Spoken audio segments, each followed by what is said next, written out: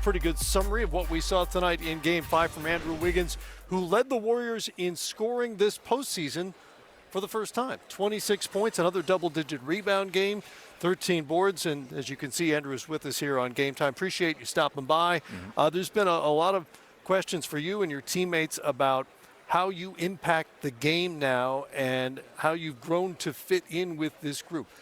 How do you think you've changed as a player with the Warriors? Just being able to do multiple things. Some nights it may be scoring, it could be rebounding, straight defense, whatever it takes to win. The coaches, teammates, they all challenge me to, do different things. So, it's exciting to be out there. What do you think about this place and your teammates has rubbed off on you? Just winning. Before this, I went to the playoffs one time.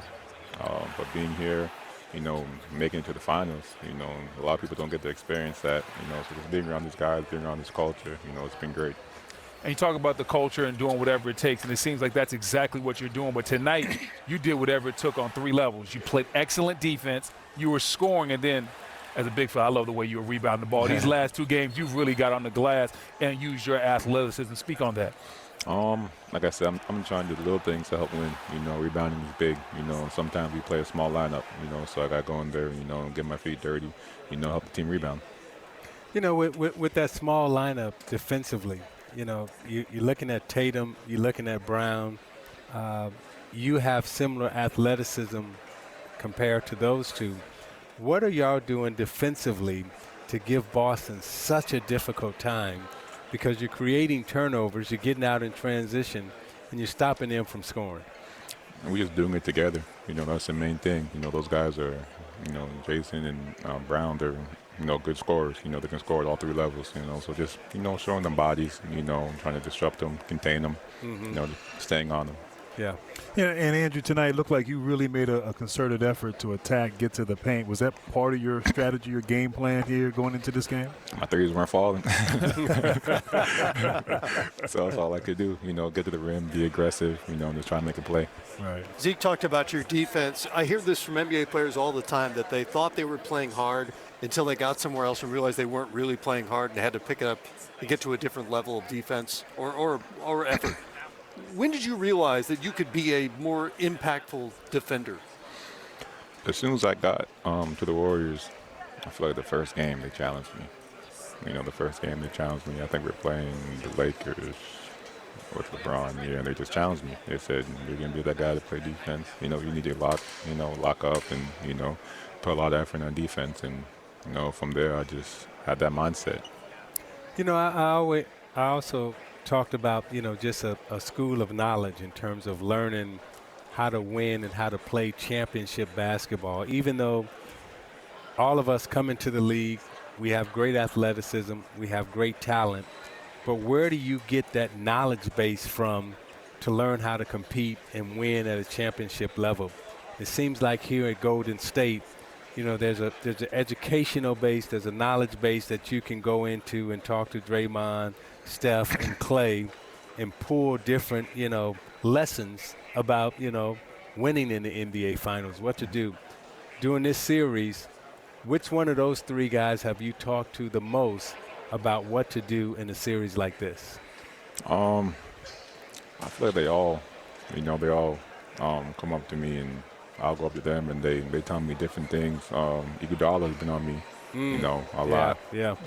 Just, playing defense. And what does he say? Get down on defense. he needs me to lock up, needs me to rebound and be aggressive on the offensive side. But, he's someone that stays on me, every game. Yeah.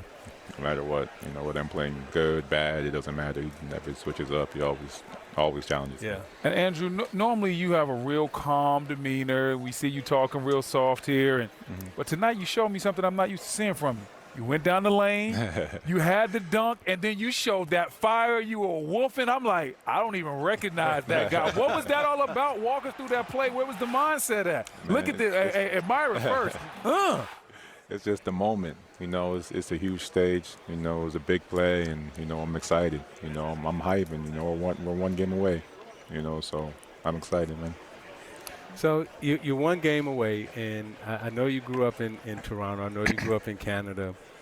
you watch the Raptors win a championship, and, you're going to be part of that national team maybe. And now you're one game away having the opportunity to play in the championship game and possibly win it.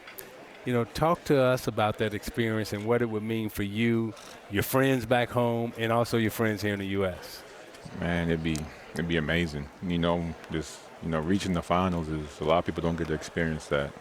Growing up as a kid, you see people winning in championships and getting rings, and you want that. Right. And I know I got a lot of support back home in Canada from my friends, my family, and even just supporters. I appreciate all that. Yeah. I don't know if you're aware of this. You probably are, but you're not the only member of your family who's had a big Game 5 in the NBA Finals.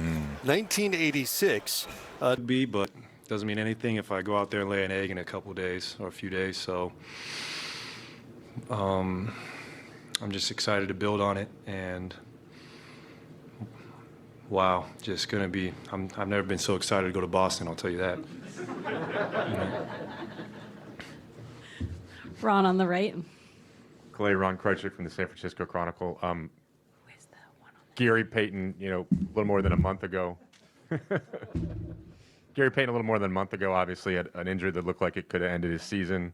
Draymond, by his own admission, played atrociously in Game 3.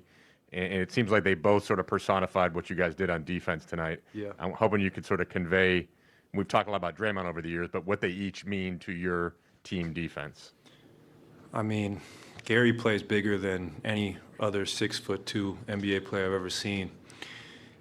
His vert and his ability to slide in front of the ball, obviously we know where that came from his pops, but his vert is something special, and his improved jump shot has also been a huge weapon for us.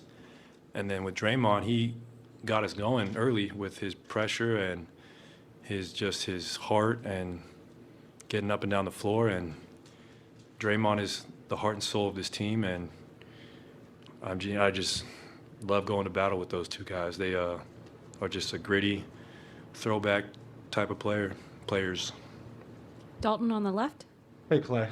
Dalton Johnson here, NBC Sports Bay Area. The trio of you, Steph, and Draymond now have one more finals win than the trio of Tim Duncan, Manu, and Tony Parker. To you, right there, Wow. What does that stat mean to you? I mean, someone, obviously that Yeah. knows the game, been around for this long. It's a blessing. I mean, those three guys are Hall of Famers and some of the greatest to ever play.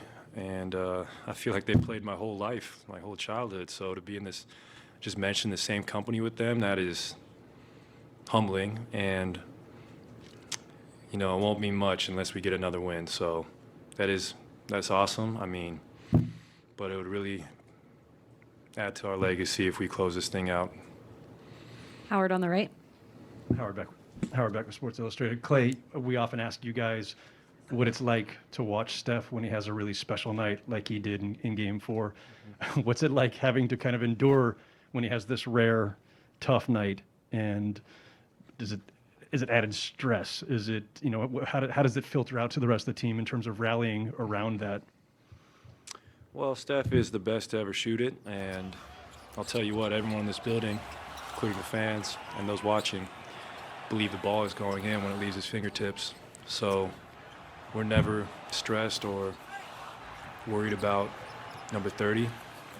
He has done so much and elevated this franchise to a place where it was hard to even imagine that he has leeway and he can have a bad night. I just know he'll respond. He's one of the greatest competitors I've ever been around, and he is a perfectionist like myself, so I know he'll be thinking about the shots he missed, and that's a good thing because Thursday, hopefully, most of the time he regresses to the mean, and it's scary when he does. On the left.